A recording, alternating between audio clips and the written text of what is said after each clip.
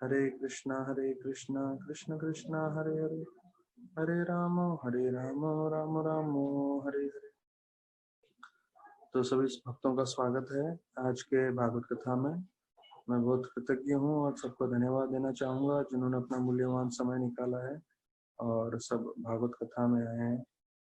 तो मेरे को जो बहुत अच्छा लगता है, बात मैंने पहले बताया हुआ है, पर क्योंकि मुझे बहुत अच्छा लगता है इसलिए मैं आपको वापस से बता रहा हूँ कि जब हम समय देते हैं तो हम अपने जीवन का एक भाग दे रहे हैं जो हमें वापस नहीं मिलने वाला।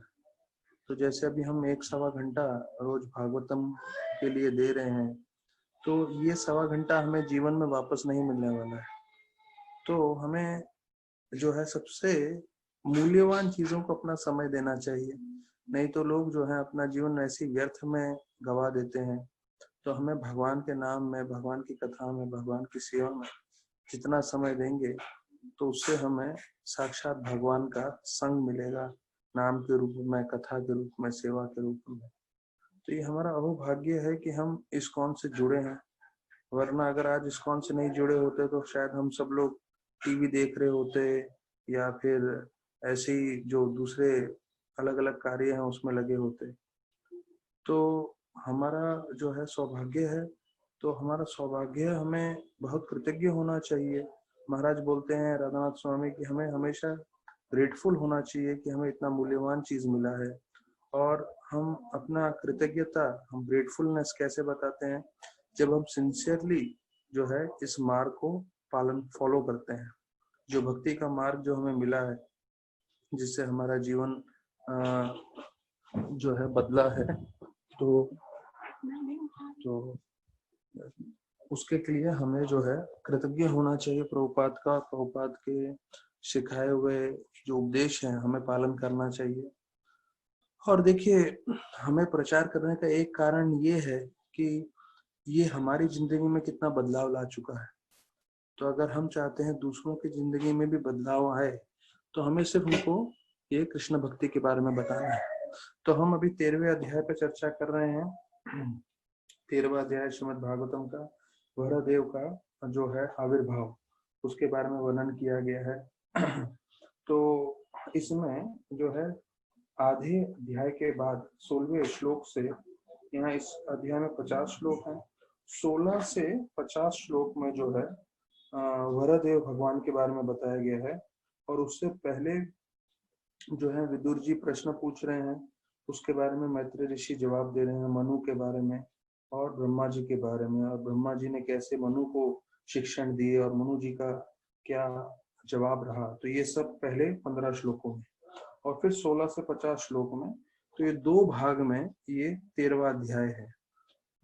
गौरांग प्रभु बताते हैं कि जब हम हर हफ्ते प्रोग्राम करते हैं, तो एक बार उन्होंने ऐसा इंस्ट्रक्शन दिया था कि हर हफ्ते जो है एक चैप्टर भागवतम का जो है पढ़ना चाहिए और पढ़ाना चाहिए। तो उससे एक एक अध्याय आपका एक एक हफ्ते में होगा, तो एक हफ्ते में भक्तों को समय भी मिलेगा कि पूरा भागवतम का एक अध्याय पढ़ सके। और कई भक्त हैं, मुझे मालूम है, जो ऐसा प्रोग्राम कर रहे हैं, और 3-4 साल के अंदर अभी वो तकरीबन तकरीबन 9वें-10वें स्कंद में पहुंच चुके हैं, जो पहले स्कंद से चालू किया था उन्होंने। तो हर हफ्ते एक चैप्टर कवर करते हैं। तो ये बहुत महत्वपूर्ण है कि हम जितना भी भागवतम सुने वो अच्छे से समझें और दूसरों को भी बताने की कोशिश करें। ये जो पहला श्लोक है अभी, इसमें बता रहे हैं श्री शुका उवाचा, हम लोग सब साथ में बोल सकते हैं। निशम्य वाचाम वदतो मुने पुण्यात् माम नृपा भूया प्रपच्च पूर्वयो वासुदेव कथाधृता। तो देखिए, वासुदेव कथा, वासुदेव कथा तो हमें मालूम है, कृष्ण भगवान की कथा। और आद्रता, आद्रता का अंग्रेजी शब्द का मतलब है एडोर्स। हाँ, एडोर का मतलब है जिससे कोई प्रेम करता है या सम्मान करता है बहुत गहराई से। तो इट्स कॉल्ड एडोर, का इंग्लिश मीनिंग है लव एंड रिस्पेक्ट डीपली। मतलब किसी को प्रेम करना या सम्मान करना सिर्फ ऊपरी रूप से नहीं, गहराई से किसी को प्रेम करना और सम्मान करना। तो यहाँ पे बता रहे हैं कि ये विदुर जी हरि कथा को उतना सम्मान दे रहे थे, उतना प्रेम कर रहे थे गहराई से। तो ये हमारे लिए भी एक शिक्षण है कि हमें भी जो है हरि कथा के प्रति इतना आकर्षण और इतना सम्मान और प्रेम होना चाहिए। और फिर बताते हैं कि उनका स्वाभाविक रूप बन गया था भगवान के बारे में श्रवण करना। तो यहाँ लिखा है Vidura had a natural inclination for hearing the translated message. अगर मैं इसको हमारी भाषा में दोहराऊं तो हमें भी एक वास्तविक रोज हमें सुनने का, श्रवण करने का स्वाभाविक जो है ये रहना चाहिए आकर्षण। तो जैसे श्रीधर महाराज जूक इस्कॉन में जो थे, अभी वो जो है शरीर छोड़ चुके हैं, वो सन्यासी थे। उनका स्पष्ट उन्होंने बताया था कि देखिए हम लोग सुबह उठते हैं, हमारा आधा घंटा फजूल जाता है, नहाते हैं, ब्रश करते हैं और बाकी सब कार्य में लगे रहते हैं। तो बोलते हैं ऐसे समय में अगर हम लोग हरि कथा लगा दें तो 15 मिनट 20 मिनट हरि कथा सुन सकते हैं। मैंने देखा है जब मैं हम लोग नाइट 64 राउंड्स के लिए नाइट स्टे करते हैं या जो भी के लिए जाते हैं हम लोग, तो 64 राउंड्स के लिए जब हम लोग जाते हैं तब अननोन प्रो के घर पे भी रहते हैं। तो सबसे पहले उठ के अननोन प्रो भी वैसे ही करते हैं, टेप लगा देते हैं और टेप लगा के जोर से जो है हरि कथा सुनने शुरुआत कर देते हैं। विशेष रूप से राधानाथ महाराज का हरि कथा सुनते रहते हैं।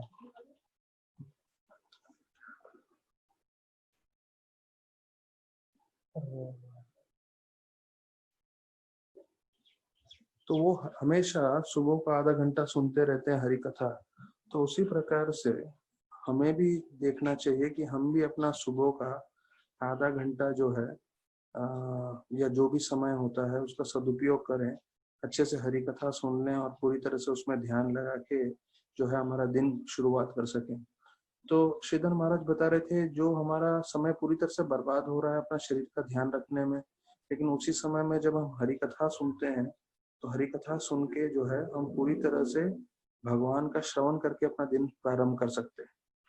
तो देखिए यहाँ पे वही चीज बताया गया कि विदुर जी का स्वाभाविक रूप था हमेशा श्रवण करने का।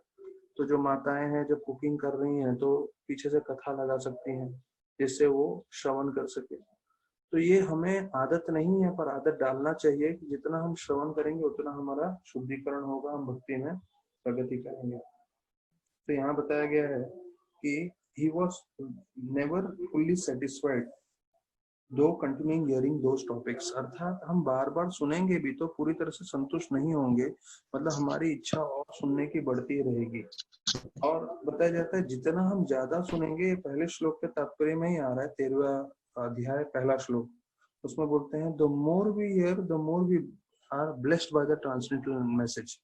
अर्थात जितना हम सुनेंगे उतना हम जो है दिव्य ज्ञान से जो है हमें आशीर्वाद मिलेगा।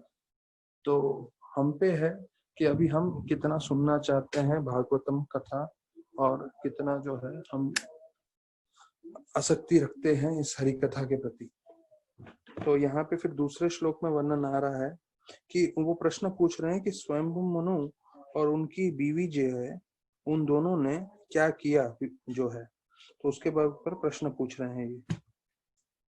तो फिर यहाँ फिर जो तीसरा श्लोक है उसमें बताया गया है कि मैं बहुत आतुर हूँ सुनने के लिए और श्रद्धा पूर्वक को सुनने की ये कोशिश कर रहे हैं विदुर जी। तो ये हमारे लिए बहुत जरूरी है, जैसे विदुर जी जो बता रहे हैं यहाँ पे। अभी देखिए विदुर जी हमें मालूम है पिछले जन्म में यमराज हैं और 12 महाजनों में से एक होते हैं यमराज। तो वो तो एक जो है महान भक्त है, लेकिन वो अपने जीवन से हम सबको सिखा रहे हैं। तो यहाँ पे लिखा बताया गया तीसरे श्लोक में कि हमें जैसे वो आतुर थे श्रवण करने के लिए और श्रद्धा पूर्वक सुन रहे थे, श्रद्धा ने, ये जो तीसरे श्लोक में शब्द आ रहा है श्रद्धा धनया, अर्थात हमें पूरी श्रद्धा से सुनना चाहिए, हमें आतुर होना चाहिए श्रवण करने के लिए। और हमें क्या श्रवण करना चाहिए, विश्वक्सेन आश्रय, अर्थात ऐसे भक्तों के बारे में जिन्होंने पूरी तरह से भगवान में आश्रय लिया। विश्वक्सेन भगवान कृष्ण या विष्णु का नाम है और आश्रय मतलब जिन्होंने आश्रय लिया है। तो यहाँ पे वो स्पष्ट रूप से बता रहे हैं कि जैसे उन्होंने आश्रय लिया है वैसे भक्तों का मुझे श्रवण करना है। और श्रवण करने की दो योग्यता बताई गई है, एक तो आतुर होने चाहिए हम श्रवण करने के लिए, और दूसरा पूरी तरह से हमें श्रद्धा होना चाहिए। तो यहाँ पे तीसरे श्लोक में वर्णन आता है, प्रभुपाद जी तात्पर्य में बताते हैं कि जब हम भगवान की हरि कथा सुनते हैं और भगवान के भक्तों की हरि कथा सुनते हैं तो दोनों एक समान है। तो भगवान का और भक्तों का हरि कथा दोनों समान कैसे है? क्योंकि दोनों के श्रवण करने से जो है हम भक्ति जो है उसमें हम प्रगति करते हैं। प्रॉपर लिखते हैं, we get the same result, namely the development of devotional service। अर्थात हम भक्ति में प्रगति करते हैं जब हम भगवान या उनके भक्तों के बारे में श्रवण करते हैं।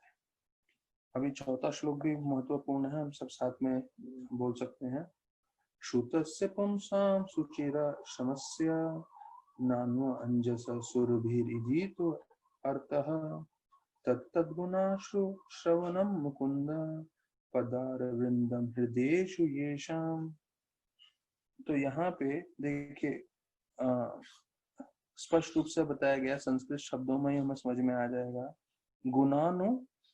गुणानु अनुश्रवणम, कि भैया भगवान के गुणों का श्रवणम करेंगे। और कौन से भगवान? उनका नाम बताया गया है मुकुंद, अर्थात भगवान के गुणों का श्रवण करेंगे क्योंकि भगवान के भक्तों ने उनके चरणों को हमेशा अपने हृदय में जो है रखा है। यहाँ वो आखिरी लाइन में बताया गया है, पदार विंदम हृदयेषु येषाम्, मतलब उनके हृदय में उन्होंने पदार विंदम, उनके चरणों को हमेशा अपने हृदय में रखा है। तो यहाँ पे चौथे श्लोक में बता रहे हैं कि जीवन का सबसे मुख्य उद्देश्य क्या होना चाहिए कि हम जो है गुरु के द्वारा और वैष्णव के द्वारा भगवान के भक्तों की कथा सुन सकें जिन्होंने भगवान के चरणों को अपने हृदय में हमेशा रखा है। अर्थात ऐसे भक्त जो हमेशा भगवान का स्मरण करते हैं, भगवान के जो है भगवान के चरणों में हृदय में रखना मतलब भगवान की सेवा हृदय में रखना, भगवान का ध्यान करना, भगवान की भक्ति करना। तो ये चौथे श्लोक में बताया गया है। प्रभुपाद बोलते हैं कि तात्पर्य में चौथे श्लोक में, worship of the devotee is more potent then worship of the Lord. तो अगर हमें मौका मिला जाए कि हमें एक ही अवसर है, या तो आप भगवान की पूजा कर सकते हो या भगवान के भक्त की, तो हमें भगवान के भक्त की पूजा करनी चाहिए, सेवा करनी चाहिए। तो पूरे भागवत में यहाँ तक कि भगवान भी बोलते हैं स्वयं गीता में, मद भक्ता पूज्या अभिधिका, अर्थात मेरे भक्त की सेवा मेरी सेवा से भी उत्तम है। तो अगर हमें मौका मिले कि भगवान की सेवा करना है या भक्त की सेवा करना है तो हमें भक्त की सेवा करने की कोशिश करनी चाहिए। फिर बताया जाता है पांचवें श्लोक में, क्योंकि विदुर जी हमेशा नम्र रहते थे और बताया जाता है कि वो इतने महान भक्त थे कि जब कृष्ण भगवान उनके घर पे आते थे प्रसाद पाने के लिए, तब जो है वो अपने चरणों को उनके गोदी में रखते थे और विश्राम करते थे। तो सहर्ष शीरसना, तो ये शब्दों का उपयोग आया है पांचवें श्लोक में। तो उसका मतलब है कि वो अपने चरण जो हैं उनके गोदी में रखते थे। तो यहाँ प्रभुपाद जी बता रहे हैं, हमने कितनी बार सुना है कि वो भजन में भी आता है कि दुर्योधन का 56 भोग न खायो, विदुर घर रूखा साख जो खायो, कि विदुर के घर में जाके वो हमेशा प्रसाद देते थे क्योंकि विदुर उनके परम भक्त थे। और अलग अलग कथाएं हैं इसमें, ऐसा बताया जाता है कि कैसे विदुरानी एक बार उनको केला का छिलका जो है निकाल के जो है केला फेंक दिया और केले का छिलका खिला रही थी। और कृष्ण भगवान भी इतने जो है उनकी भक्ति को देख के आकर्षित हो रहे थे कि वो भी केले के छिलके खा रहे थे। तो ये जो है परम भक्त और भगवान के बीच में आदान प्रदान है जो हम सोच भी नहीं सकते। तो बताया जाता है कि जब यहाँ प्रभुपाद बता रहे हैं पांचवें श्लोक में कि जब उनके यहाँ प्रसाद लेते थे, प्रसाद तो नहीं, वो तो भोग लेंगे, हम लोग प्रसाद लेते हैं, जब वो भोग लेते थे और फिर जब वो विश्राम करते थे तो विश्राम करते समय अपने चरण जो हैं विदुर जी के गोदी में रखवाते थे। तो ऐसे भगवान जो हैं इतने उन पे कृपा करते थे। तो अभी बताया जाता है, ये पहला भाग विदुर जी जो प्रश्न पूछ रहे हैं उसका समाप्त होता है। अभी ब्रह्मा और मनु के बीच में क्या संवाद हुआ है, ये 15वां श्लोकों तक चर्चा रहेगा, 6 से 15, ये दूसरा भाग है। और अभी उसके बाद फिर जो है हम इसमें जाएंगे वरदेव कैसे वो प्रकट हुए। तो बताया जाता है कि 6ठे श्लोक में मनु जो है उन्होंने ब्रह्मा जी से प्रार्थना करना चालू किया। क्या ब्रह्मा जी से प्रार्थना किया कि आप तो परम पिता हैं और आपके कारण जो है पूरी सृष्टि चल रही है, तो मैं आपकी सेवा कैसे करूं, आप मुझे बताइए। और आपकी सेवा करने से मेरा ये जीवन सार्थक होगा, मुझे जो मेरा ये जीवन सफल हो जाएगा और अगला जीवन भी मेरा पूरी तरह से सफल होगा आपकी सेवा करके। अब ये जो मनु में बात हो रहा है, मनु और ब्रह्मा में भी शायद हम लोग को, मैं आपको पहले बता दूं, हमने पिछले अध्याय में देखा कि कैसे ब्रह्मा जी जो है उन्होंने कई लोगों को उत्पत्ति की। ब्रह्मा जी का जो क्रिएशन का वर्णन किया गया था, तो उसमें चतुर कुमार को उन्होंने 4 पुत्रों को जन्म दिया। और जन्म देने के बाद उन्होंने कहा हम विवाह नहीं करेंगे, हमें गृहस्थ नहीं बनना है, हमें सिर्फ भगवान का ध्यान करना है। तो उससे वो थोड़े दुखी हो गए थे। फिर उन्होंने रुद्र शिव को पैदा हुए थे उनके आंखों के बीच में से, भवों के बीच में से, और उन्होंने भी तहस नहस किया अपने बच्चों के द्वारा। तो फिर वो दुखी हो गए थे। तो यहाँ पे हम देख रहे हैं उन्होंने जितना भी सृष्टि का कार्य किया था, उसके बाद फिर हमने देखा उन्होंने पूरा सृष्टि का इतना निर्माण किया था। और अंत में फिर स्वयंभू मनु और शतरूपा का उन्होंने प्राकट्य किया था। तो अभी ये जो स्वयंभू मनु है, जो उनके कह सकते हैं तीसरा जो है उन्होंने प्राकट्य किया था, तो उनको जो है वो बोल रहे हैं पूरी नम्रता से कि भाई आप जो बोलेंगे वो मैं करूंगा, और आपका बात सुनने से मेरा ये जीवन भी सार्थक होगा और अगला जीवन भी। तो यहाँ बताया जाता है कि कैसे ब्रह्मा जी प्रसन्न हो गए थे, क्योंकि ब्रह्मा जी के अभी जो पहले 2 पुत्रों ने जो किया, चतुर्कुमार और रुद्र ने, शिव ने, तो उससे वो बहुत ही दुखी हो गए थे, परेशान हो गए थे। तो यहाँ पे इनका बात सुन के जो है बहुत प्रसन्न हो जाते हैं। और यहाँ प्रभुपाद जी बतलाते हैं 7वें श्लोक में, जो हम सबके लिए बहुत जरूरी है, एक पुत्र का क्या कर्तव्य है। तो एक पहले तो क्या होता है कि पुत्र ये सोचता है कि पिताजी मेरे को सब कुछ मेरे लिए प्रबंध करेंगे। अर्थात हम भी देखते हैं हमारे जीवन में, हम अपने पिताजी से जो है, हमारे पिताजी हमारे लिए खाने पीने का प्रबंध करते हैं, रहने का प्रबंध करते हैं, हमारे जो है कॉलेज स्कूल जाने के लिए धन का प्रबंध करते हैं। लेकिन फिर प्रभुपाद बताते हैं कि सिर्फ बेटे को ये नहीं सोचना चाहिए कि सिर्फ पिताजी मेरे लिए सब कुछ लाके दे, लेकिन जब बच्चे बड़े हो जाएं तो उनका ये कर्तव्य है कि वो भी अपने पिताजी की सेवा करें। तो बोलते हैं ये जो है सृष्टि का जब प्रारंभ हुआ था वहां से शुरू हो चुका था ये बात। तो बोलते हैं ब्रह्मा जी जब जिन्होंने अपने पुत्रों को बनाया, तो ब्रह्मा जी के पुत्र भी यही बोल रहे थे हम आपकी कैसे सेवा कर सकें। तो बोलते हैं जब तक बेटा बड़ा नहीं हो तब तक पिताजी का कर्तव्य बनता है उसका ध्यान रखने का। लेकिन जब बच्चा बड़ा हो जाए, विशेष रूप से यहाँ लड़के की बात कर रहे हैं, the son is grown up, it is the duty to render service unto the father. तो जब बेटा बड़ा हो जाता है तो बेटे का ये कर्तव्य होता है कि वो भी पिताजी की सेवा करे। तो अभी हमें ये समझना है, एक तो ये स्वयंभू मनु और ब्रह्मा जी के बीच में बात चल रही है, तो उसमें प्रभुपाद जी ये बता रहे हैं कि बेटे को भी पिताजी की सेवा करनी चाहिए।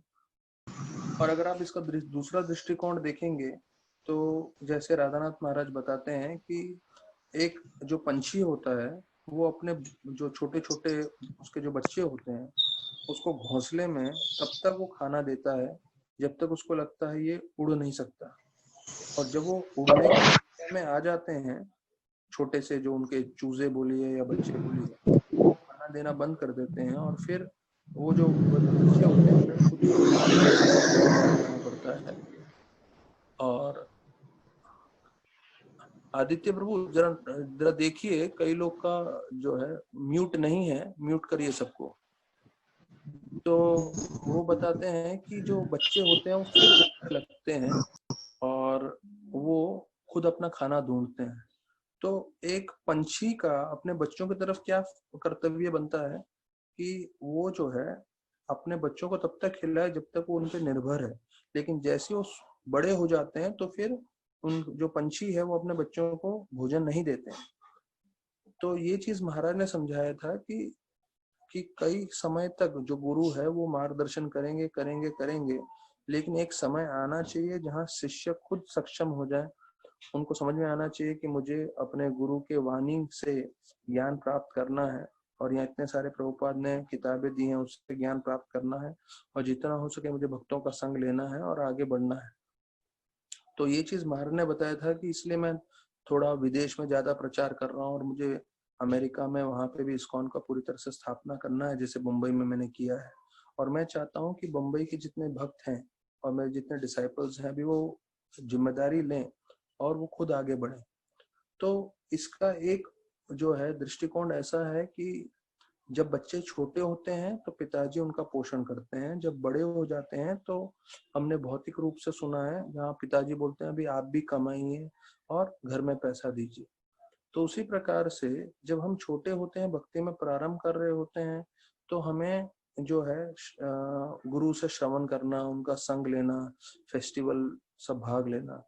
लेकिन एक बार कई साल बीत जाते हैं, हमें सिद्धांत समझ में आने लगता है, फिर हमें खुद को मेहनत करना चाहिए कि रोज हम प्रामाणिक रूप से भगवान का नाम जप करें, श्रवण करें और पाठ करें शास्त्रों का, जिससे हम दृढ़ रह सके भक्ति में। और जब हम दृढ़ रह गए, बन जाते हैं, उसके बाद हमारा कर्तव्य बनता है कि ये भक्ति हम दूसरों को दें। जैसे भौतिक जगत में जैसे बोलते हैं बच्चा बड़ा होने के बाद उसको बोलते हैं पिताजी अभी आप कमाना चालू करो, तो वैसे ही आध्यात्मिक जीवन में समय बीतने के बाद हर एक भक्त का कर्तव्य है कि वो भी जो है अपनी क्षमता अनुसार प्रचार करने की कोशिश करे, ये जो आंदोलन है उसको बढ़ाने की कोशिश करे, लोगों का कल्याण करने की कोशिश करे। तो फिर जो है 8वें श्लोक के तात्पर्य में प्रभुपाद जी बता रहे हैं, Supreme Personality of Godhead and anyone discharging his entrusted duties in disciplic session from Brahma is sure to gain fame in this life and salvation in the next।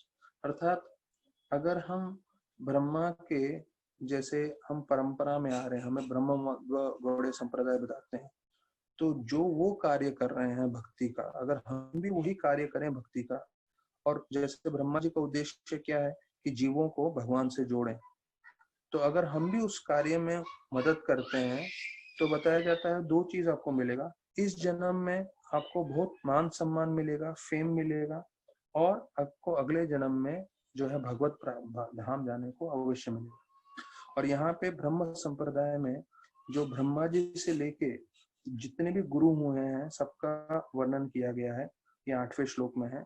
तो ब्रह्मा जी से नारद, व्यास, माधव मुनि, पद्मनाभ, नरहरि, माधव, अधोक्ष, अक्षोभ्य, जयतीर्थ, फिर ज्ञान सिंधु, दयानिधि, विद्यानिधि, राजेंद्र, जय धर्म, पुरुषोत्तम और व्यास तीर्थ, लक्ष्मीपति, माधवेंद्रपुरी, ईश्वरपुरी, चैतन्य महाप्रभु, स्वरूप दामोदर, रूप गोस्वामी, रघुनाथ दास गोस्वामी, कृष्णदास रघुराज गोस्वामी, नरोत्तम दास ठाकुर, विश्वनाथ चक्रवर्ती ठाकुर, जगन्नाथ दास बाबा जी, भक्ति विनोद ठाकुर, गौर किशोरदास बाबा जी महाराज, भक्तिदान ठाकुर, और फिर हमारे परम गुरु एसी भक्तिदान स्वामी प्रभुपाद।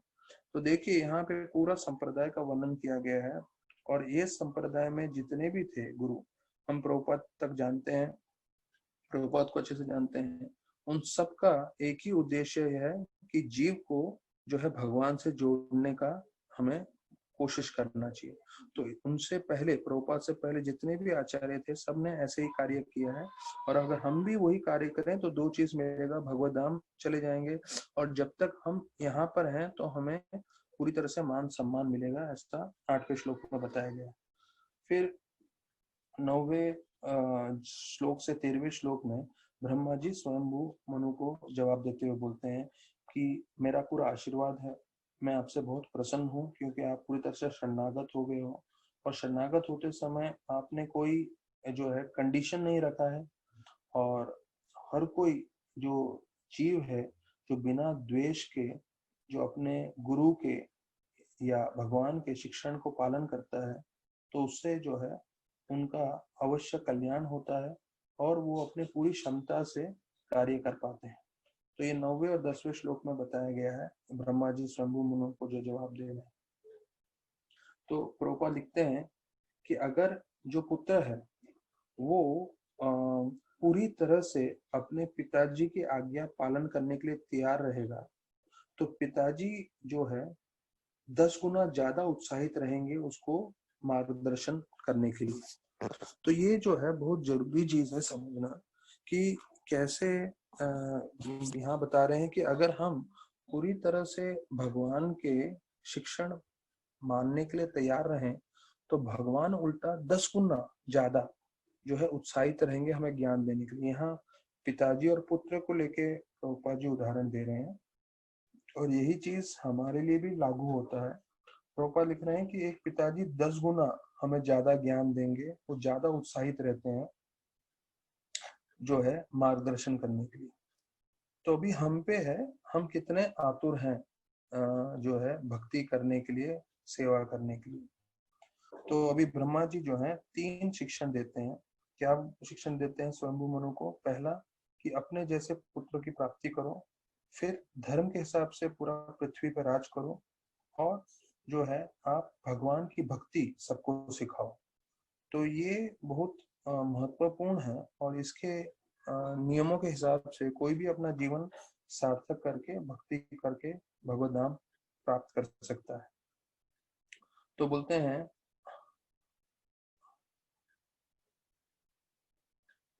तो अभी यहाँ पे चतुर कुमार के बारे में वर्णन करते हुए बोल रहे हैं कि जो चतुर कुमार थे, प्रभुपाद जी ये जो है 10वें श्लोक के तात्पर्य में बता रहे हैं।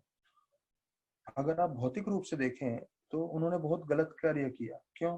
क्योंकि उनके पिताजी ने बोला उनको विवाह करने के लिए, पर उन्होंने विवाह नहीं किया, उन्होंने पिताजी की बात नहीं मानी। तो भौतिक रूप से देखा जाए तो बोलते हैं प्रभुपाद ये बहुत गलत किया, उन्होंने अपने पिताजी की बात नहीं सुनी। पर इसी चीज को आप आध्यात्मिक रूप से समझेंगे तो भले ही उन्होंने अपने पिताजी की बात नहीं सुनी, लेकिन फिर भी उन्होंने अच्छा कार्य किया। क्यों? क्योंकि वो आध्यात्मिक भक्ति कर रहे हैं, आध्यात्मिक जीवन में तरक्की के लिए उन्होंने विवाह के लिए ना बोला। तो जो लोग जो है आध्यात्मिक जीवन से जुड़े नहीं है और जो लोग अपने पिताजी के मदद नहीं करते, सेवा नहीं करते, तो प्रभुपाद लिखते हैं कि उनको कर्मों का जो है रिएक्शन जो है वो अवश्य मिलता है। तो हमें ये नहीं सोचना चाहिए कि भाई मैं भक्ति भी नहीं करूंगा और पिताजी का भी नहीं सुनूंगा। नहीं, वो चतुर कुमार ने, क्योंकि वो पूरी तरह से भगवान के भक्त थे इसलिए उन्होंने नहीं सुना, तो वो एक बार चलेगा। पर अगर कोई भक्त नहीं है और पिताजी का नहीं सुनता तो उसको जो है कर्मों का जो है जैसे रिएक्शन अवश्य मिलेगा। फिर बताते हैं 11वें श्लोक में प्रभुपाद जी बता रहे हैं the purpose of material creation bye Brahma is clearly described here. तो क्यों ये भौतिक जगत ब्रह्मा जी ने बनाया है तो उसके बारे में बता रहे हैं।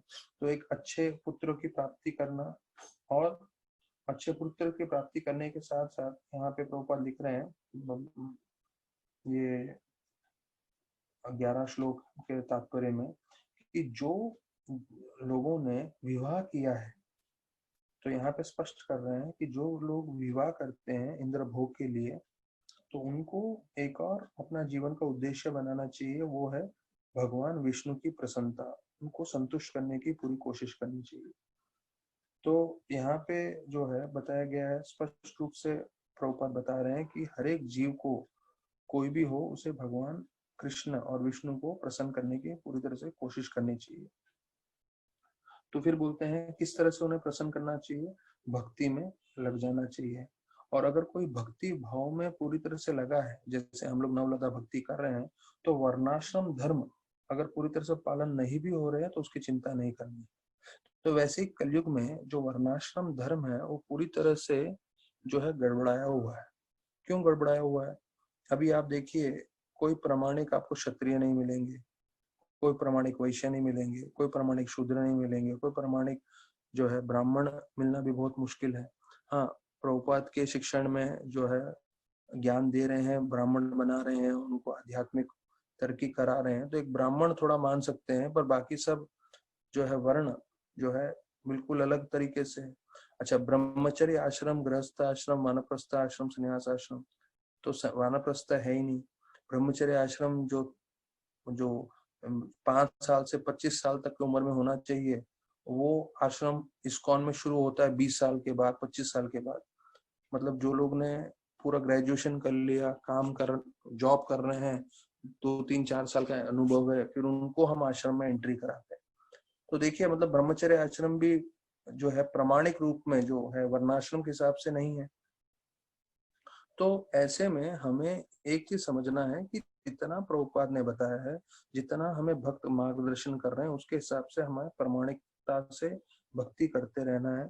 और भक्ति करेंगे तो प्रभुपाद जी बता रहे इतना वर्णाश्रम धर्म का पालन नहीं होगा तो चलेगा। ये 11वें श्लोक में प्रभुपाद जी ने वर्णन किया है। फिर 12वें श्लोक में बताते हैं कि जितने भी जीव हैं, प्रजा है, उनको उनकी रक्षा होगी और उनके लिए आप सबसे ऊंची सेवा करेंगे। क्यों? उनको भक्ति मार्ग में प्रेरणा देते हुए। तो इससे भगवान भी आपसे पूरी तरह से प्रसन्न होंगे।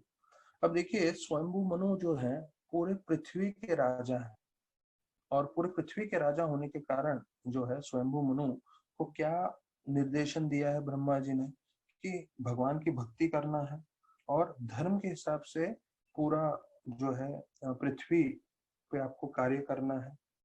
तो ये बहुत महत्वपूर्ण चीज है कि हमें भगवान की भक्ति करते हुए अपना जीवन पूरी तरह से व्यतीत करना है।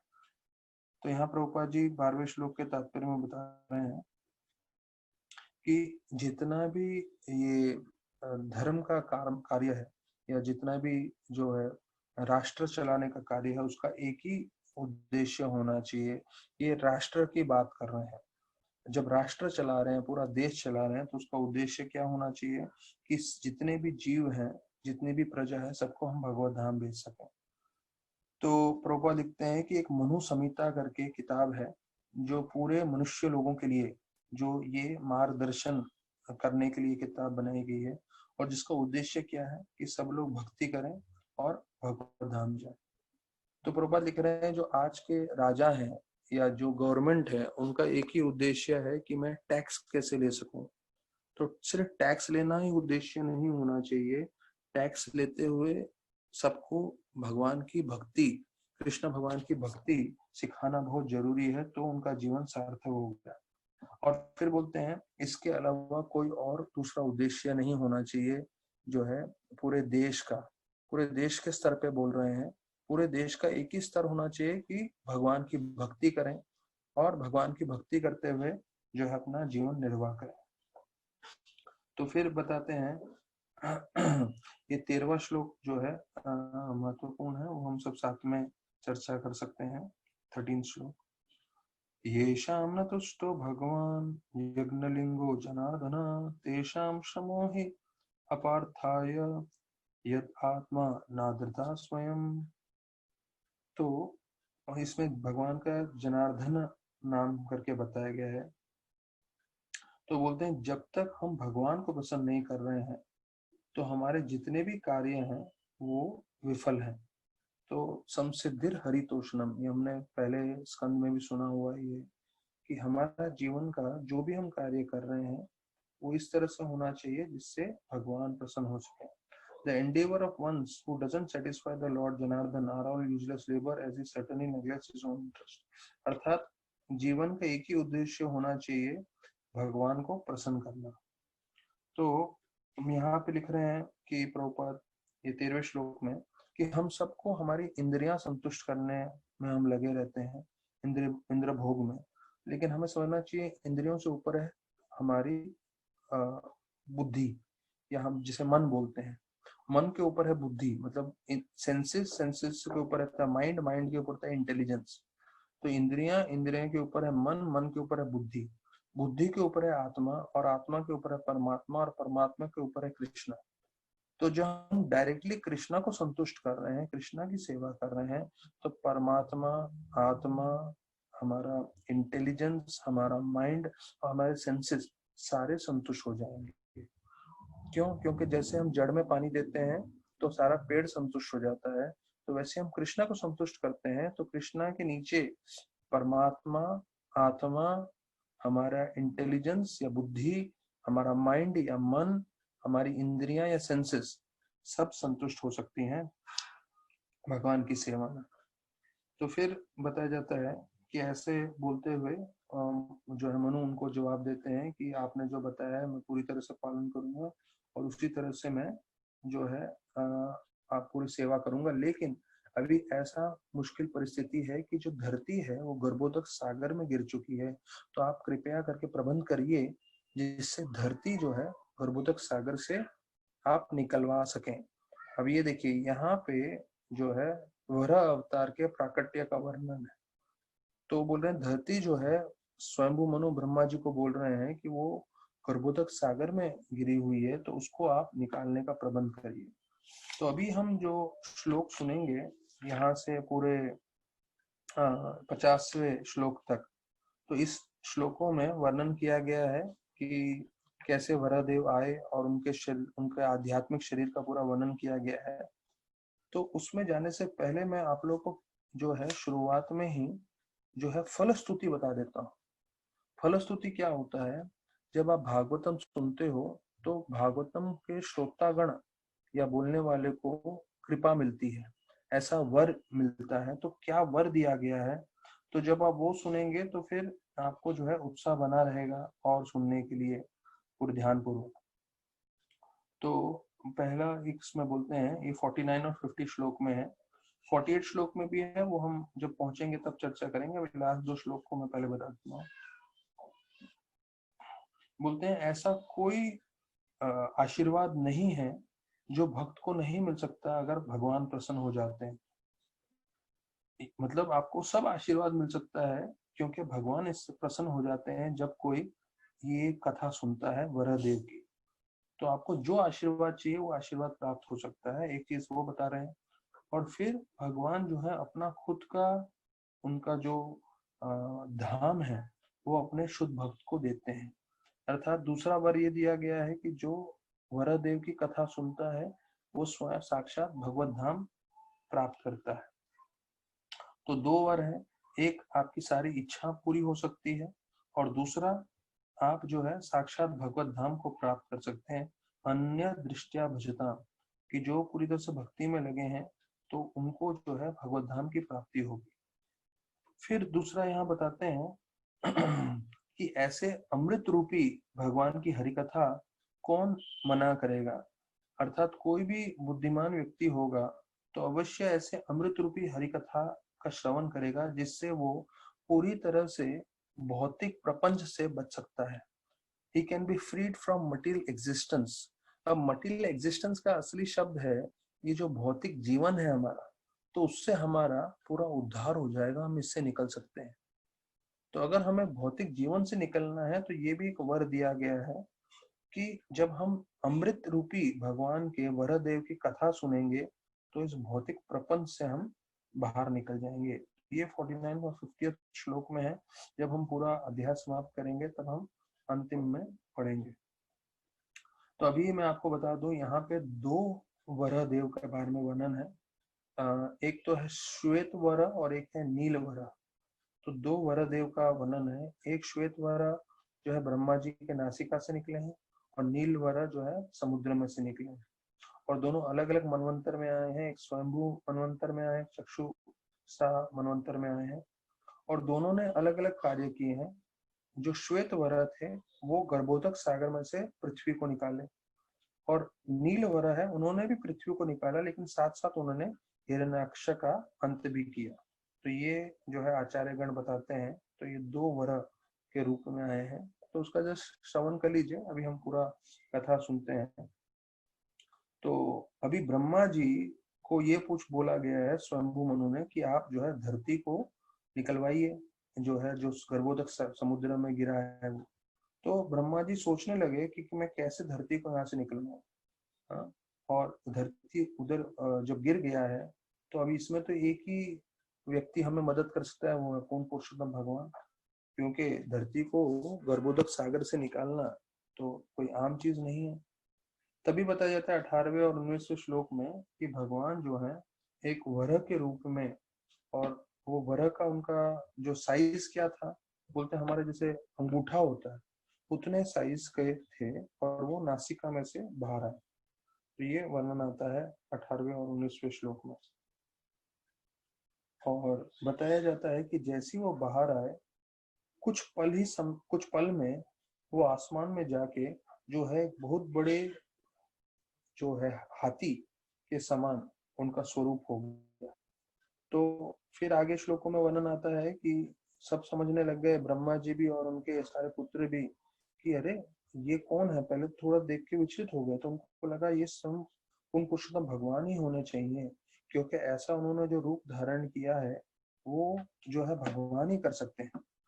और फिर बताया जाता है उनका एक उद्देश्य है कि जिससे जितने भी जीव हैं वो इनकी कथा सुने, इनकी लीला देखें, लीला स्मरण करें, और फिर जो है उनकी तरफ आकर्षित हो, उनकी भक्ति करें। तो यहाँ पे जो है 25वें श्लोक में वर्णन आता है, मया मया मया मया मया शब्द का मतलब है कि कृपा भी बोलते हैं, ज्ञान भी बोलते हैं, और इसको इल्यूजन भी बोलते हैं। तो बोलते हैं जो वरा अवतार है वो सब कुछ है, वो कृपालु भी हैं, वो ज्ञान भी दे रहे हैं, और जो भौतिकवादी व्यक्ति हैं उनको भ्रमित भी करते हैं। तो अभी भगवान आते हैं हमें उनकी तरफ आकर्षित करने के लिए। और यहाँ पे बताया गया है वो मास्टर ऑफ सेक्रीफाइसेस हैं, यज्ञ पुरुष, मतलब वो आते हैं जिससे यज्ञ का अनुसंधान हो सके, यज्ञ बढ़ सके। तो अभी हमें यज्ञ को लेके ज्यादा मन में विचार धारणा नहीं करनी चाहिए। कलयुग में सिर्फ एक ही है, संकीर्तन यज्ञ। तो प्रभुपाद जी बृहन नारद्य पुराण का वर्णन करते हैं और 25वें श्लोक में बोलते हैं, इस बृहन नारद्य पुराण में एक ही यज्ञ बोला है, वो है हरे कृष्णा कृष्ण कृष्ण हरे हरे, हरे राम राम राम हरे हरे। इस मंत्र का जप और इस मंत्र का कीर्तन वही सबसे बड़ा यज्ञ है। तो फिर बताया गया है कि भगवान जो है वो वास्तविक रूप में वेद वेदांत मूर्ति अर्थात वेदों के पूरे स्वरूप है। और वो भगवान जो है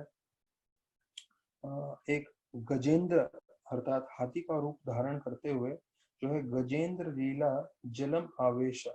तो ये जो वर के रूप के भगवान हैं, जो जो वर के रूप में आए थे, उन्होंने एक बहुत ही विशाल काया का शरीर प्राप्त किया, हाथी के समान बहुत विशाल, और वो जो है जल में प्रवेश किए।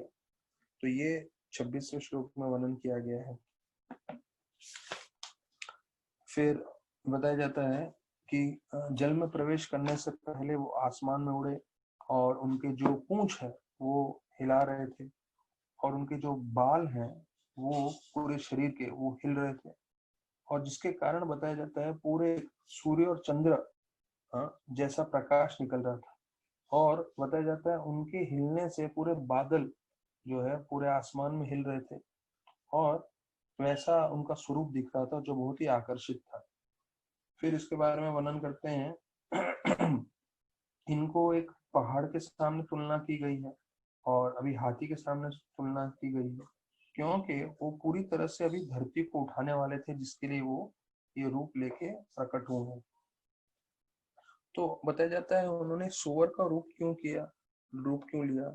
सुसु करती इति सुकर, सुसु करती मतलब वो अपने नाक से जो है सूंघने की कोशिश करते हैं, इसलिए उसको सुकर बोलते हैं। तो जब धरती गर्भोदक सागर में गिर गया था, तो भगवान ने वरा का रूप इसलिए धारण किया जिससे वो सूंघते हुए पता लगाए अर्थ धरती कहाँ पे है, और उसको अपने जो है अपने जो उनके टस्क हैं, जो उनके दांत हैं, दांत तो नहीं बोलेंगे, उनके सींग, उसके ऊपर उठाते हुए वो लेके जा सके। तो उनका शरीर जो है, अभी हम लोग वरादेव का वर्णन कर रहे हैं, तो जो शुकर होता है तो हमें शुकर एकदम निम्न वर्ग का जानवर लगता है, पर वास्तविक रूप में यहाँ बताया गया है उनका शरीर जो है साक्षात वेद है, जितने भी वेद हैं वो साक्षात उनका शरीर है। और फिर बताया जाता है 29वें श्लोक में कि कैसे वो जो है पूरे समुद्र के बीच में जो है उन्होंने प्रवेश किया, और जैसे ही प्रवेश किया तो दोनों तरफ बड़ी बड़ी लहरें निकल उमड़ पड़ी, मानो कि समुद्र के दोनों हाथ हैं, और समुद्र जो है चिल्ला के बोल रहा है कि मुझे काटिए मत, आप मुझे जो है मेरी रक्षा करिए। तो ऐसा क्यों बता रहे हैं, क्योंकि जो है भगवान जो है इतनी तेज गति से आए और प्रवेश किए जो है ओशन में, जिसे ओशन जो है समुद्र देव वो भी थोड़े जो है भ्रमित हो गए। तो यहाँ पे फिर जो है 30वें श्लोक में रसायन शब्द का मतलब आ रहा है। तो रसायन मतलब ये बतलाते हैं कि रसातल जो है सबसे नीचे लोक में पहुंच गए हैं पृथ्वी। पर विश्वनाथ चक्रवर्ती ठाकुर बताते हैं कि जो पृथ्वी है वो इन सातों लोक से ऊपर है। कौन से 7 लोक? तलातल, आतल, तला, अतला, तलातल, वीतल, रसातल, पातल। तो इन सातों 6 लोक के ऊपर जो है भूलोक आता है, जहाँ पे हम लोग निवास कर रहे हैं। और ये जो भूलोक था वो नीचे गिर गया। अभी जो है दूसरे नील वरह का वर्णन है। अभी तक जो है श्वेत वरह का वर्णन किया था 30वें श्लोक तक। अभी जो है अगले इसका वर्णन आ रहा है। तो बताते हैं कि कैसे भगवान क्रोधित हुए थे हिरण्याक्ष के ऊपर, और उन्होंने जो है उनका क्रोध सुदर्शन चक्र के समान था, और उसके कारण उन्होंने हिरण्याक्ष का जो है अंत किया। तो जैसे एक जो शेर होता है, जैसे वो हाथी को अंत करता है, वैसे भगवान ने उसका अंत किया। और बोलते हैं उनका जीवा, उनका चेहरा बताया जाता है पूरे खून से लगा हुआ था इस राक्षस के। और जैसे एक हाथी पूरा उसको लालिमा लग जाती है जब वो शेर के साथ लड़ता है, तो उसी प्रकार से हाथी जब शेर से लड़ता नहीं है, जब वो जमीन में खोदता है तो उसको लालिमा लग जाती है। तो वैसे ही लालिमा जो है भगवान वरह को लगी। फिर 33वें श्लोक में भगवान का सौंदर्य का वर्णन कर रहे हैं कि कैसे भगवान जो है एक तमाल पेड़ के समान ब्लूइश कॉम्प्लेक्शन के थे, और उन्होंने धरती को अपने सींग टस्क पे रखा था। और उस समय ब्रह्मा जी ने प्रार्थना किया। तो अभी ब्रह्मा जी और जितने भी संतगण दूसरे ऊंचे लोकों में थे वो सब प्रार्थना कर रहे थे। तो अभी वो सब प्रार्थनाओं का वर्णन है 34 से 45 श्लोक तक। तो इसमें हम आपको जो है उनको बोलते हैं अजीत, अर्थात उनको कोई जीत नहीं सकता। और उनका जो शरीर है वो वास्तविक रूप में जो है वेदों का ही स्वरूप है। और सारे के सारे जितने भी ओशंस हैं वो आपके शरीर के जो रोंगटे हैं उसमें प्रवेश कर रहे हैं। अभी आप सोचिए, इतना बड़ा ओशन है, इतना बड़ा समुद्र है, और भगवान वरदेव इतने बड़े थे कि जितना भी समुद्र का जल था वो भगवान के एक एक रोंगटे में प्रवेश कर रहा था। और भगवान का जो स्वरूप है तो वो बिल्कुल दिव्य है। उनके जो त्वचा है उस पे वैदिक छांदमसी मतलब वैदिक हिम्स का वर्णन किया गया है। उनके बाल को कुशाग्रास बताया गया है, उनकी आंखों को घी के समान बताया गया है, और फिर उनकी जिह्वा को एक यज्ञ के हिसाब से बताया गया है। नाक को जो है श्रुव मतलब जहाँ पे घी डालते हैं वो बताया गया है। और फिर ऐसे करते हुए उनके पूरे शरीर का वर्णन किया गया है, और उनके नासिका, उनकी जीवा, उनका सर, उनके कान, उनका पेट, उनका मुख, और उन सब के बारे में वर्णन करते हुए बोलते हैं कि कैसे भगवान के ये पूरे जो है 38 श्लोक तक इसका वर्णन आता है कि ये भगवान साक्षात यज्ञ का रूप है। और ऐसे बताते हुए अभी बोलते हैं कि हम आपको प्रणाम करते हैं सारे देवतागण जो है। और देवतागण ब्रह्मलोक, जनलोक, सत्यलोक जो ऊपर के लोक हैं, वहाँ के सारे निवासी जो पृथ्वी से बहुत ज्यादा शक्तिशाली हैं आध्यात्मिक और भौतिक रूप में, वो प्रार्थना करते हैं कि आपके कारण जो है सारे शास्त्र आते हैं इस जीवन में और हम सबको प्राप्त होते हैं, और आपको प्रसन्न करना जीवन का उद्देश्य है, और आप जो है वैराग्य से बहुत प्रसन्न होते हैं। और ऐसे करके अलग अलग श्लोकों में वर्णन किया गया है। फिर 40वें श्लोक में बताते हैं कि कैसे एक जो हाथी होता है वो एक कमल को पकड़ता है अपने सूंठ में, तो उसी प्रकार से आपने पृथ्वी को पकड़ा है। फिर दूसरे 41 श्लोक में बताते हैं कि कैसे एक जो पहाड़ होता है, पहाड़ के ऊपर जो है बादल होते हैं, तो मानो ऐसा लगता है कि पहाड़ ने बादलों को अपने संभाल के रखा। तो उस ये तुलना दी गई है भगवान वराह को, और कैसे उन्होंने धरती को उठाया, और धरती उनकी भार्य बनती है। और हमने ये भी सुना है कि इस संपर्क के द्वारा जो है धरती माँ एक पुत्र को जन्म देती है जिसका नाम है भौमा। और फिर वो बुरे संग में आने के कारण वही भौमासुर बनते हैं, और फिर भगवान उसका वध करते हैं। तो वो सब बताया गया है। तो हमारे माता और पिता हैं सारे, जो है भक्तगण बोलने लगते हैं आप हमारे पिता हो और माता हमारी धरती है, इसके बारे में बताता है। तो ये अभी 42 श्लोक तक मैंने आपको बताया है। उसके बीच में प्रभुपाद बताते हैं कि सबसे मुख्य चीज जो है वो है हमें भगवान का आश्रय लेना चाहिए, और वही सबसे बड़ा जो है यज्ञ है। संकीर्तन यज्ञ तो है, taking shelter of the lord and tending service to him is the factual performance of sacrifice. तो एक यज्ञ हमने संकीर्तन यज्ञ सुना है, लेकिन जब हम भगवान की सेवा करते हैं तो वो सेवा भी यज्ञ ही है। तो प्रभुपाद भी लिखते हैं कि बहुत अलग अलग तरह के यज्ञ हैं, यहाँ तक कि 38वें श्लोक में जो अलग अलग 7 तरह के यज्ञ हैं उसका पूरा वर्णन किया गया है। तो उसमें डिटेल में नहीं जाऊंगा, जिन भक्तों को पढ़ना है वो 38वां श्लोक पढ़ सकते हैं, उसमें 7 यज्ञों का नाम दिया गया है। फिर प्रभुपाद बोलते हैं कि जो भक्ति कर रहे हैं उसे समझना चाहिए उसने सब यज्ञ उसने संपन्न किए हैं। तो हमें कोई यज्ञ में पढ़ने की जरूरत नहीं है, हमारा एक ही उद्देश्य होना चाहिए कि हम प्रामाणिक रूप से भक्ति कर सकें। फिर बताते हैं कि जो कमल होता है, कमल के साथ पत्तियां भी होती हैं जब वो हम उठाते हैं, तो उसी प्रकार से पृथ्वी के ऊपर सब जो पहाड़ थे वो उतना ही सुंदर लग रहा था जब भगवान वराह ने उनको अपने इसमें सींग पे उठा के रखा था। फिर जो है 43 श्लोक में जैसा हमने बताया उनको माता पिता का दर्जा दिया गया है। तो यहाँ प्रभुपाद लिखने तात्पर्य में कि जो वैज्ञानिक लोग हैं वो लोग जब भी कुछ नया चीज ढूंढ के निकालते हैं तो हम लोग उनसे बड़े आकर्षित हो जाते हैं, पर वास्तविक रूप में कोई बुद्धिमान व्यक्ति होगा तो समझेगा इन वैज्ञानिक लोगों का जो है बुद्धि किसने बनाया है, किसने ब्रेन बनाया है इन वैज्ञानिक लोगों का, तो वास्तविक रूप में वो कृष्ण भगवान ने बनाया है। तो कृष्ण भगवान ही स्तोत्र है सब चीज के। तो यहाँ प्रभुपाद जी गीता के 9वें अध्याय के 10वां श्लोक बोल रहे हैं कि मया दक्षेण प्रकृति, कि मैंने जो है पूरी ये प्रकृति बनाई है और मेरे जो है इशारों पे ये पूरा सृष्टि चल रहा है, सूयते स चराचर। तो ऐसा वर्णन करते हुए 44 श्लोक में बताते हैं कि कैसे जब वरदेव जोर से हिल रहे थे तो उनके शरीर में से जो जल निकल रहा था तो वो जल सत्यलोक ब्रह्मलोक तक जा रहा था, और जितने भी उधर के भक्तगण थे वो जल को प्राप्त करके जो है उनका शुद्धिकरण हो रहा था और वो स्तुति कर रहे थे। तो प्रभुपाद लिखते हैं कि एक जो सुअर होता है, वरह होता है, अगर वो पानी से निकल के जोर से हिलता है और उसका पानी हम पे गिरता है तो हम उससे प्रसन्न नहीं होते, हम तो उसको गंदा मानेंगे।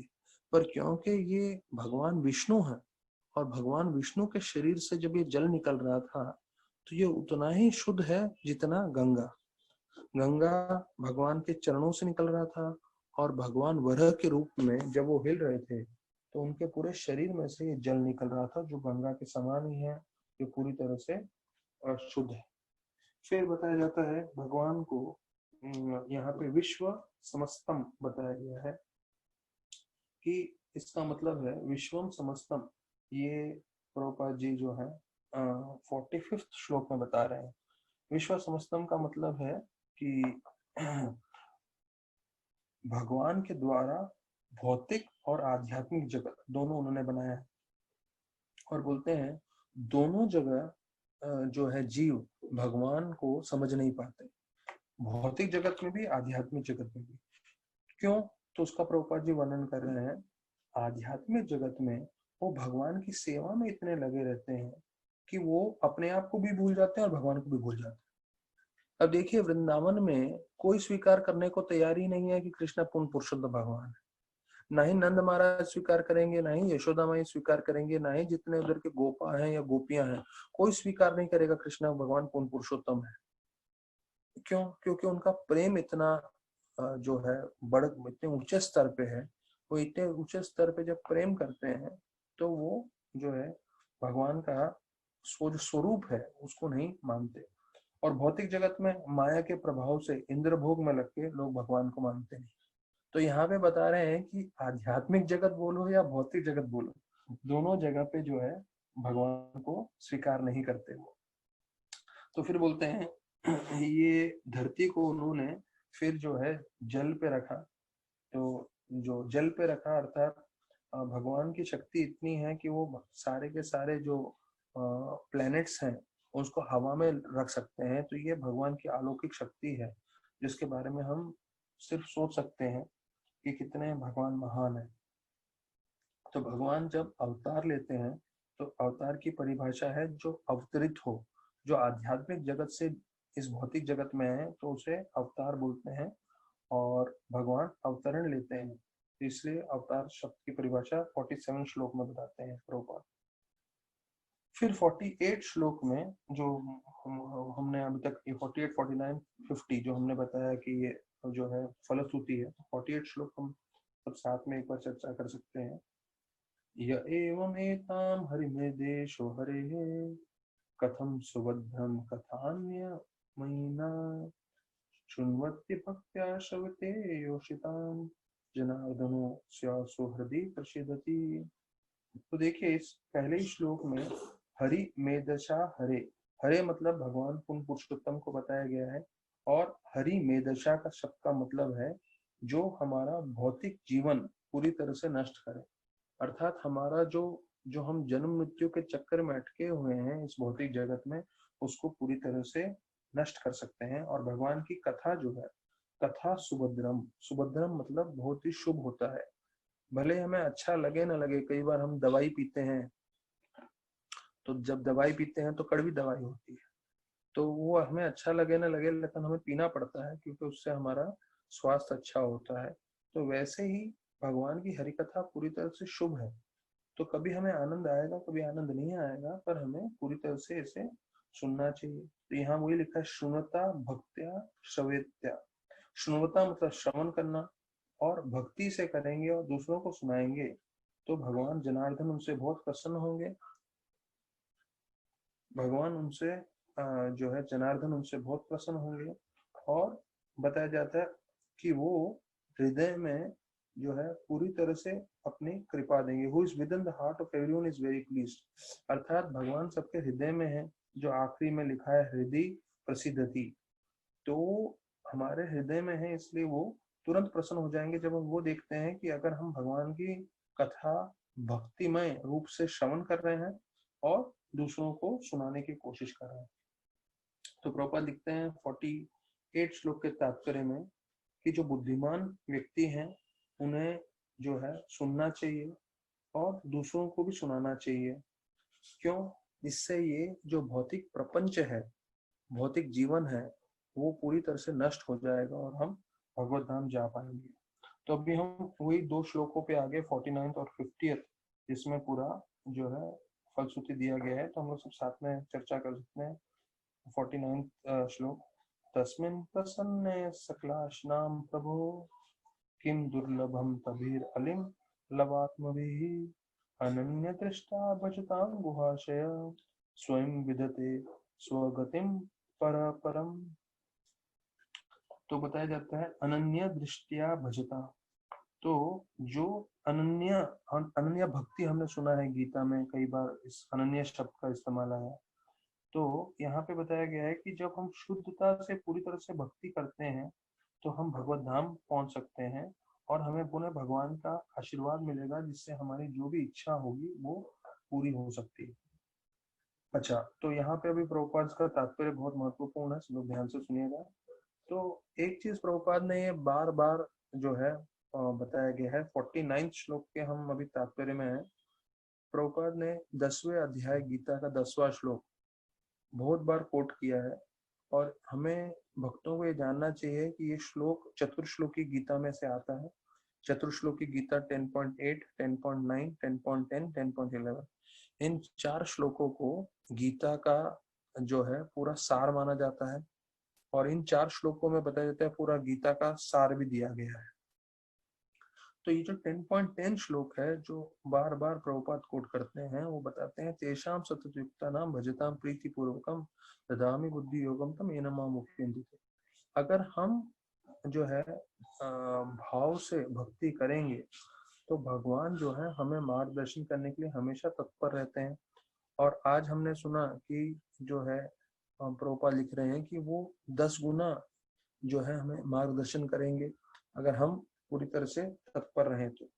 तो यहाँ लिख रहे हैं प्रभुपाद 48 श्लोक में कि for such a devotee there is nothing valuable to be achieved but the lord service. अर्थात भगवान हमें कोई भी आशीर्वाद देने के लिए तैयार है, लेकिन जो भक्त होता है, भक्त सिर्फ एक ही आशीर्वाद मांगता है, क्या? कि वो भगवान की सेवा में लग सकते हैं। तो बोलते हैं अगर हम प्रामाणिक रूप से भगवान की सेवा करें, ये हम लोग के लिए बहुत जरूरी है, ध्यान ध्यान दीजिए। अगर हम प्रामाणिक रूप से भगवान की सेवा करें तो प्रभुपाद लिखते हैं कोई चांस ही नहीं है कि हम अपने जीवन में दुखी होंगे, फ्रस्ट्रेटेड होंगे। क्यों? क्योंकि भगवान स्वयं हमारे जीवन का निरीक्षण कर रहे हैं। ये मैं दोहरा रहा हूँ, प्रभुपाद लिख रहे हैं if one serves faithfully there is no possibility of frustration because the lord himself take charge of devotees advancement. तो ये 49 श्लोक बहुत जरूरी है, सब लोग मार्क कर लीजिए अपने भागवतम में, नोट्स में। प्रभुपाद लिख रहे हैं अगर हम प्रामाणिक रूप से भगवान की सेवा कर रहे हैं तो वो भक्त अपने जीवन में कभी भी फ्रस्ट्रेटेड नहीं होगा। क्यों फ्रस्ट्रेटेड नहीं होगा? क्योंकि भगवान स्वयं उसके जीवन का निर्देशन कर रहे हैं। तो भगवान हमारे जीवन का निर्देशन करेंगे तो हम दुखी क्यों होंगे, हम फ्रस्ट्रेटेड क्यों होंगे? तो बस हमें क्या चाहिए कि हम प्रामाणिक रूप से भक्ति करें। तो फिर प्रभुपाद जी बताते हैं कि भगवान परमात्मा के रूप में हमारे हृदय में हमेशा निवास करते हैं। तो परमात्मा के रूप में हमारे हृदय में निवास कर रहे हैं तो वो हर एक भक्त के मन में क्या इच्छा है पहले से ही जानते हैं। तो अगर हम शुद्ध भक्ति के हिसाब से सेवा कर रहे हैं तो भगवान पूरी तरह से आदान प्रदान करेंगे, हमें कभी फ्रस्ट्रेटेड होने नहीं देंगे। तो प्रभुपाद अंतिम में लिख रहे हैं 49 श्लोक में कि हमें सिर्फ सिंसियर होना चाहिए हमारे कार्य में, हमारी सेवा में, और भगवान हर तरीके से मदद करने के लिए तैयार है। ये देखिए बहुत मुख्य शब्द है। प्रभुपाद लिख रहे हैं one merely has to become sincere in his purpose and then the Lord is there to help in every way। ये 49 श्लोक के परपट के लास्ट 2 लाइन में है कि lord is there to help in every way, मतलब भगवान हर तरीके से मदद करने के लिए तैयार है। हमें क्या करना है? हमें सिर्फ सिंसियर होना है भक्ति के लिए। फिर ये आखिरी 50th श्लोक आ रहा है, को नाम लोके पुरुषार्थ सर्वे पुरा कथा नाम भगवत कथा सुनाम अपीय करां जलबीर भवापहम अहो व्रजेत विना नरेत्रम। इस श्लोक में बताया गया है कि जो सिर्फ मनुष्य नहीं है वो ऐसे अमृत रूपी हरि कथा की तरफ आकर्षित नहीं होंगे, बाकी सब लोग इसके तरफ आकर्षित होंगे। और कौन ऐसा व्यक्ति है जो भगवान की हरि कथा सुनते हुए इस भौतिक जगत से नहीं निकलना चाहता? तो प्रभुपाद इसका प्रारंभ कर रहे हैं कि ये अमृत की धारा के समान है, और जो मनुष्य नहीं है मतलब जानवर के समान है, वो लोग ही इस अमृत धारा की तरफ आकर्षित नहीं होंगे। और बोलते हैं कि ये भक्ति कैसे प्रारंभ होती है। मतलब ये देखिए, हम लोग को मालूम चले ना चले पर भागवतम जो व्यासदेव जी इतने भगवान के अवतार हैं, गणेश जी जिन्होंने लिखा है, वो सब क्या बता रहे हैं, ये अमृत के समान। अभी आपका और मेरा वो परिस्थिति नहीं है जो हम इसको अमृत के समान समझे। अगर अमृत के समान समझते हैं अगर आप और मैं, तो दिन में हो सकता है हम लोग 12-15 घंटे सिर्फ भागवतम पढ़े या भागवतम बोलेंगे। क्यों? क्योंकि हम हमेशा अमृत में डूबे रहना चाहेंगे। क्योंकि वो हमें अमृत नहीं लग रहा है तो हम अपने शुद्धिकरण के लिए 1-8 घंटा पढ़ते हैं, सुनाते हैं।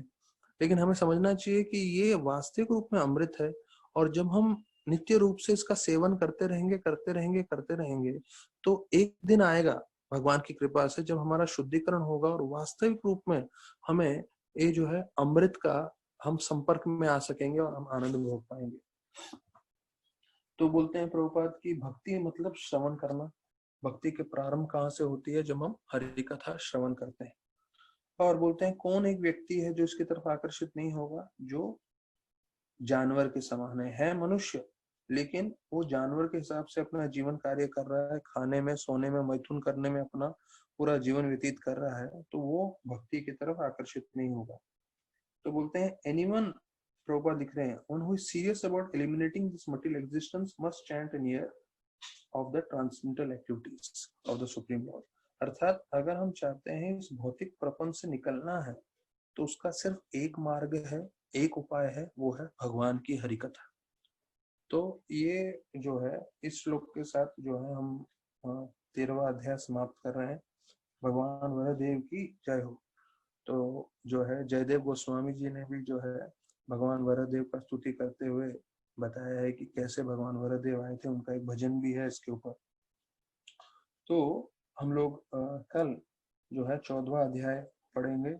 वो है दीति जो है कैसे गर्भवती हुई, और उसके बारे में हम कल चर्चा करेंगे। तो उससे पहले कल हम लोग राधानाथ महाराज का जर्नी होम पढ़ रहे थे और कैसे इस्तांबुल में महाराज पहुंचे हैं। और जब इस्तांबुल में पहुंचे वो, तो हमने देखा कि कैसे वो ऐसे गुंडों के बीच में है, डकैत लोगों के बीच में है। और महाराज बता रहे हैं कि उनके अंदर से ऐसा उनको आवाज आ रहा था कि यहाँ से भाग जाना चाहिए। लेकिन अभी जब वहां पहुंचे तो फिर बताया जाता है कि जहाँ वो गए तो वहां पे जो पूरे वो गुंडे लोग थे और डकैत थे, उन्होंने बोला कि आपको यहाँ कमरा चाहिए तो आपको पहले पूरा पैसा देना पड़ेगा। तो उन्होंने बोला ठीक है। तो उन्होंने बोला ठीक है कि हमारे पास जो है ये जो उनका मन में चल रहा था कि हमने ये सोचा था कि हमें सस्ता वाला एकोमोडेशन चाहिए, लेकिन यहाँ तो जीवन ही अंत हो जाएगा ऐसे डकैत लोगों के बीच में रहेंगे। तो फिर उन्होंने बोला हमारे पास ये टर्किश लीरा करके नहीं है, जो उधर का करेंसी था, वो हमारे पास जो है विदेशी डॉलर है। तो बोलते हैं कि हमें सिर्फ एक ही रात रहना है। तो जब उन्होंने डॉलर का चेंज करेंसी का रेट बताया तो बोलते सिर्फ आधा रेट बताया। तो उससे जो है ये राम से और जो उनके दोस्त थे वो थोड़े एकदम भ्रमित हो गए। तो उन्होंने प्यार से उनको बताने का कोशिश करने की कोशिश की कि भैया इसका डॉलर का तो रेट दुगुना है, आप तो आधा ही बोल रहे हो। तो बोलते जैसे ही उसने ऐसा बोला तो ये जो पूरे डकैत थे ऐसे जोर से चिल्लाने लगे। और महाराज बोलते हैं इस जो पूरा क्रोध था उसके अंदर वो पूरी तरह से हमारे ऊपर निकाल रहा था।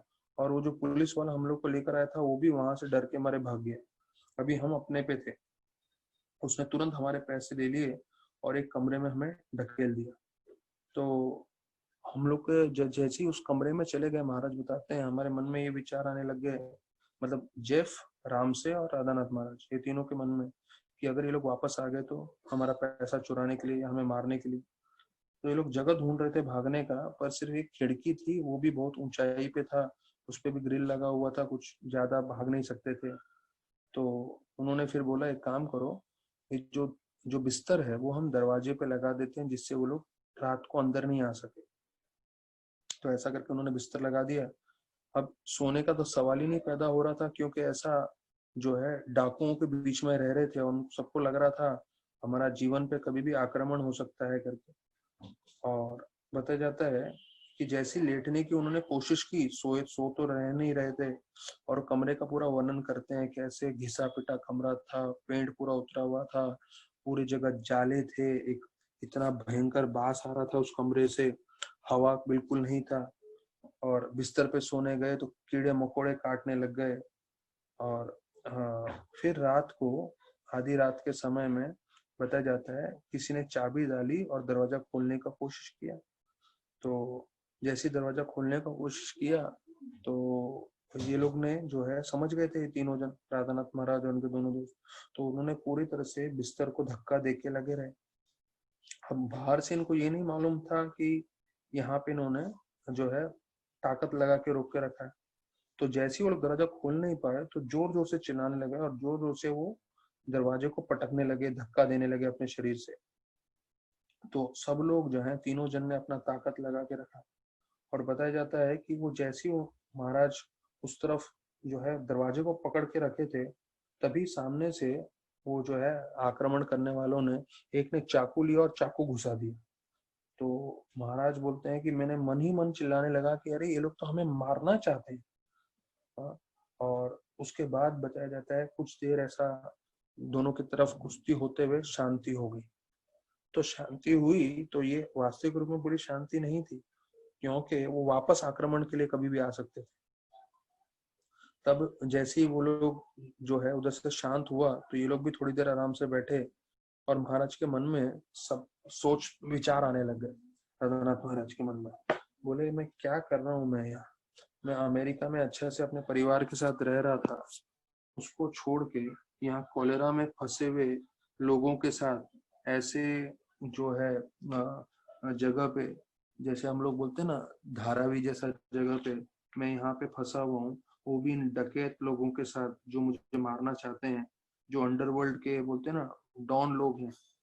तो मैंने अपना घर क्यों छोड़ा और किसके लिए मैं आया हूँ यहाँ पे, ऐसे महाराज के मन में प्रश्न आ रहे थे। हाँ, ये मैं भगवान को जानना चाहता था, पर भगवान को जानने का ये मार्ग तो बहुत मुश्किल लग रहा था। लेकिन जो भी है, अभी इस मुश्किल परिस्थिति में भगवान हमको बचाएंगे करके वो भगवान से प्रार्थना कर रहे थे। तो जैसे ही भगवान से प्रार्थना कर रहे थे तो वापस से जो है दरवाजे पे उन्होंने ठोकना चालू किया। तो वापस से जो है ये दोनों जन तीनों जन चले गए और तीनों जन जो है वो बिस्तर को एकदम लगा के अपनी ताकत लगा रहे हैं कि ये लोग घुस नहीं सके। तो महाराज लिखते हैं second round of the battle began, अभी दूसरा राउंड पूरा युद्ध का चालू हो गया। तो वो लोग जो बाहर से हैं जोर जोर से चिल्ला रहे थे और मुक्का मार रहे थे। तो महाराज बोलते हैं अगर हम एक पल भी ध्यान न दें तो मतलब समझ लो हम लोग सब मारे जाते थे। और फिर जब बताया जाता है हम लोग इतने थक गए थे, लेकिन वो सामने से वो लोग जो है बिल्कुल थक नहीं रहे थे, वो चिल्लाए जा रहे थे। हाँ, और उसी वक्त महाराज बोलते हैं मुझे जोर से पेशाब लग गई।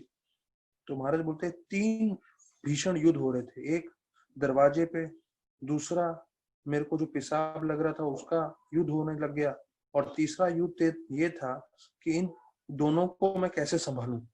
और फिर बोलते हैं कि महाराज ने राम से और जेफ को छोड़ दिया और महाराज जो है विंडो पे चले गए और विंडो पे जो है सू करने लग गए। तो जैसे ही वहां पे गए सू करने के लिए, तो थोड़ी देर में महाराज को मालूम नहीं चला, पर उस जो है विंडो के सामने ही किसी का मकान था और वहां पे एक औरत थी जो एक मुसलमान औरत थी, और उसने देखा है कैसे पैंट नीचे करके मूत रहा है। तो वो जोर से चिल्लाने लगी और एकदम जो है गुस्से में आके जो है, अभी महाराज बोल रहे हैं कि मैं कुछ कर नहीं सकता था क्योंकि मेरे को इतना जोर से पेशाब लगा हुआ था। और इस औरत ने जो है देखा ये क्या कर रहा है, सीधा जो है दरवाजे के उनके बिल्कुल सामने ही वो खिड़की थी। तो औरत को इतना बुरा लगा, उसने एक बड़ा जूता लिया और जो है खींच के मारा। तो महाराज बोलते हैं बिल्कुल सही निशाने पे लगा उसका जूता मेरे नाक पे, और बताया जाता है कि मेरे नाक पे और मुंह से खून निकलने लग गया। और तब तक ये लोग चिल्ला रहे हैं राम से और जो है जेफ कि अरे तुम जल्दी आओ, हम इनको रोक नहीं सकते थे। लेकिन महाराज बोलते हैं अभी तक मेरा जो है मेरे को इतना जोर से सू लगा था, मैं कुछ नहीं कर सकता था। तो फिर महाराज ने वही जूता लिया, अपना मुंह से खून साफ किया, नाक से खून साफ किया और उस जूते में ही सब पूरा सू कर दिया।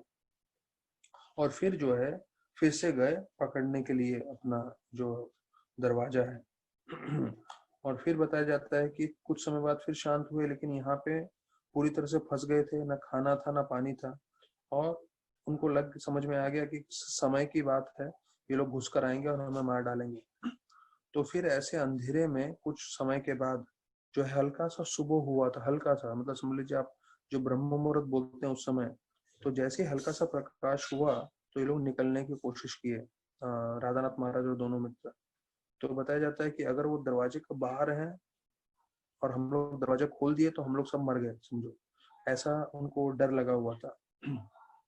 पर बताते हैं कि धीरे से वो लोग निकलने लगे और इतना उधर अंधेरा था, महाराज बोलते हैं मैं अपना चेहरे के सामने अपना हाथ भी नहीं देख पा रहा था।